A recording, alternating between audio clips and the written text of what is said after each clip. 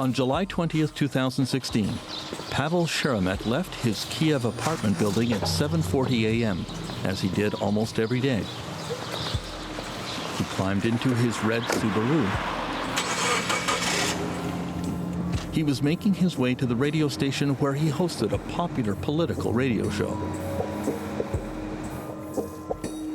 4 minutes later, as you can see from this security camera video, he pulled into an intersection a block from his house,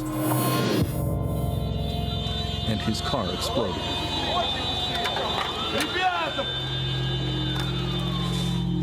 Pavel was killed.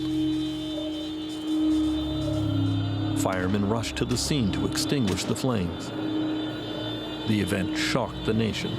A well-known journalist in Ukraine has been killed by a car bomb in the Pavel Sheremet had just got into the vehicle and started Ukrainian his President work. Petro Poroshenko vowed to track down Pavel's killers and bring them to justice.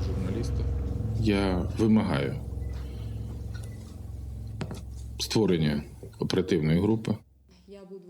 National Police Chief Katya Dekanoidze was assigned to lead the investigation. Я уверена, что версия будет, потому что это очень важно дело чести для полиции Украины. Сейчас вот открыть это дело. So the Ukrainian authorities said it was a matter of honor to solve the murder of journalist Pavel Sheremet at this Kyiv intersection in July 2016. If that is so, the performance of the police and government officials on this file has been somewhat less than honorable.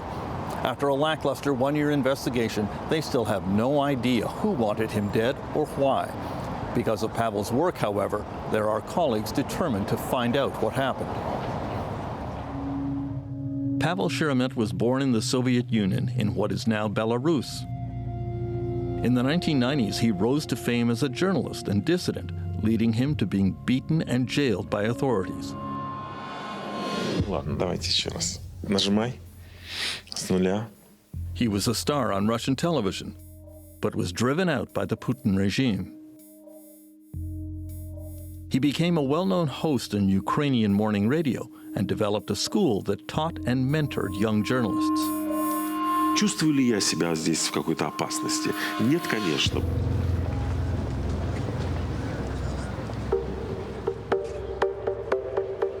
Because many political murders go unsolved in Ukraine, Pavel's journalist friends had no faith that the police would get to the bottom of the crime. For example, this camera is going to this office. They set out on their own investigation, led by Anna Babinets and Dmitro Ganap. At the same time, Kyiv dwellers... They felt a sense of obligation to Pavel Sheremet and a duty to stand up to his killers. So for people like Dima, like me, like a lot of journalists in Ukraine who worked as investigators, it's like a message, just stop doing your work. Not Ukrainian authorities, no Ukrainian police or law enforcers or secret services cannot protect us. We reporters, we can count just on ourselves. When we started our own investigation, it's for us now it's a way of protecting ourselves. So if the murderers are trying to send you a message, you're trying to send a message back? That we are not afraid. We are not afraid. The journalist went around Pavel's neighborhood gathering the video from CCTV security cameras. Можна у вас взяти відео з цих камер спостереження? Ми просто розслідуємо загибель нашого колеги Павла Шеремета. And began to track down witnesses.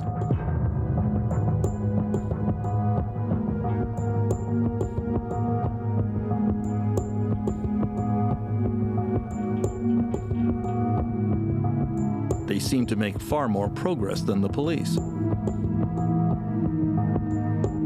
Early in their search, they found these blurry infrared images of two shadowy figures moving through Pavel's neighborhood on the night before the crime. One is a woman, the other a man. The man takes up a position to keep watch on one side of the street, while the woman seems to kneel down beside Pavel's car, likely placing a magnetic bomb directly below the driver's seat. The two later leave the neighborhood together. While police released some of these grainy images in which the couple is unrecognizable, the journalists were able to track the suspects on other cameras for a full kilometer to a spot where they passed a much better quality camera. In this color image, you can see that the man is wearing a black hoodie with a distinctive logo on the back. From the actual security camera video on the morning of the murder, just as Pavel drives by, a man in a similar hoodie is seen crossing the street just behind his car.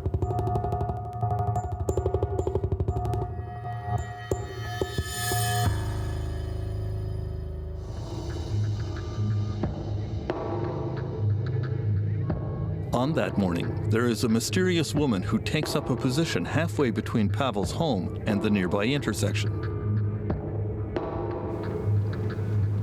At 7:45 a.m., shortly after Pavel's car drives by and explodes, the woman is seen rushing away from the scene of the crime. The journalists suspect it was she who triggered the remote control bomb.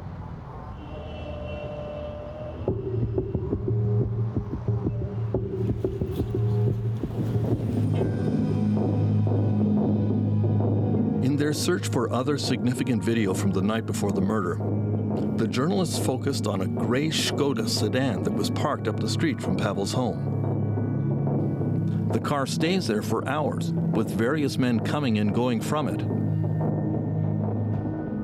Once again, the video quality is poor, so the license plate was illegible. For assistance, Pavel's friends reached out to an international journalism collective called Bellingcat. A member of the team in Germany named Timmy led the video analysis. He invited journalists to his home to examine the results. For me, the problem was calculate out the noise. Before processing the raw video, only a few digits were legible. Okay, we can see AA. And M and O. What you now see is a noise of the camera sensor. And from many frames, we can calculate this out. I create single frames from video with only the part with the car. He said he took 500 individual frames and stacked them on top of each other. Within each of those frames, he calculated minimum and maximum values of brightness and contrast.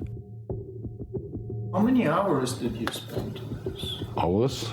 For 500 frames, I think days. How many days? 2 weeks. 2 weeks. Wow.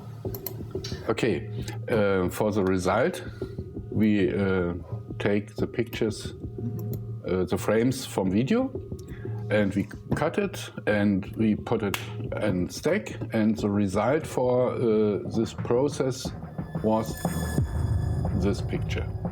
We can clearly read AA 2551 M and O. Back in Kyiv, journalists used a source with access to a Ukrainian automobile database to identify the owner of the Skoda. It traced back to a woman named Natalia Zaretska. The journalist contacted Natalia Zaretska. Алло, Наталя? День добрий, мене звати Дмитро Гнап. At first, she denied ownership of the car. Я їжджу вже майже 9 років на Toyota Camry, вона офіційно зареєстрована на мене, всі її знають. Then they went to her house with a hidden camera. Finally, confronted with the documents, she admitted to signing the registration to hide the identity of the real owner. Мені це вообще некомфортно і мягко говоря. She eventually provided contacts for the car's true owner, a man named Igor, who agreed to meet with the journalist. Вон он уже ходит, я вижу его. Приветствую. Вы на Шкоде, да? О, отлично, да. Igor even brought along the Skoda. Совпало. Я вам уверяю, что вот это ничего не хочется. Вот машина, там мы это самое. They showed him the video. Ну вот человек с такой сумкой вот здесь, через плечо получается. Это вы? Это я, по всей видимости. По всей видимости. Ну ви пам'ятаєте, що ви там робили? Давайте, чтобы не это самое. Да, это было, я же уже говорил. Это была такая работа, что это частные услуги оказать. То есть, там несовершенные дети. Здесь оказывают какие-то частные услуги. Не более. А потім поїхав Мерседес. Igor claimed he was there that night as a private investigator providing security for someone's children. He wouldn't identify the client. He claimed he knew nothing about the murder. I was pretty angry after our meeting with him because I felt as journalists like he got more information than we got. He got almost everything we have, and we just got some stupid jokes. We knew that he's not so stupid, like he tried to pretend. The journalists began to suspect that Igor might actually have been working for the Ukrainian government's security service. They contacted a confidential source with inside knowledge. And sure enough, they were given information that Igor did once work for the spy agency. Igor, full named Igor Andreyevich Ustimenko, was born in Kremenchuk, Ukraine. He possesses a passport from Crimea, the region unilaterally annexed by Russia. He studied at an anti-rocket command school and has a listed address in Odessa, Ukraine. Documents showed he was working for the security service until at least 2014.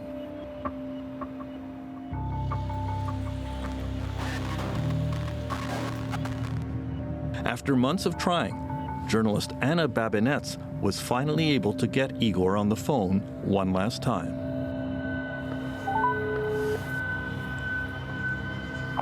Алло, пане Ігоре? Так. Доброго дня, це Анна, журналістка. Ми з вами бачились пару місяців тому, пам'ятаєте? Ну, ви з хрещенням ви хочете мене поздравити. Так, і хочу спитати, чи ви будь-коли працювали у Службі безпеці України? Что вы до сих пор работаете. Жизни вам, здоровья, желаю всех успехов всем окружающим, родным особенно близким. Всего доброго. Скажіть, чи ви працювали будь-коли в СБУ? Алло? Алло, чуєте мене? It was about our colleague. It was about murder, about serious things, and he joked, and because of it, after we finished, I was angry that we couldn't made him to answer frankly. The information about Igor was passed on to the police investigating the case, but they quickly cleared him. Pressed for details, the police told the journalists that they had asked Igor if he was involved in the murder, and he assured them he was not. When we come back, why would someone want to kill Pavel Sheremet?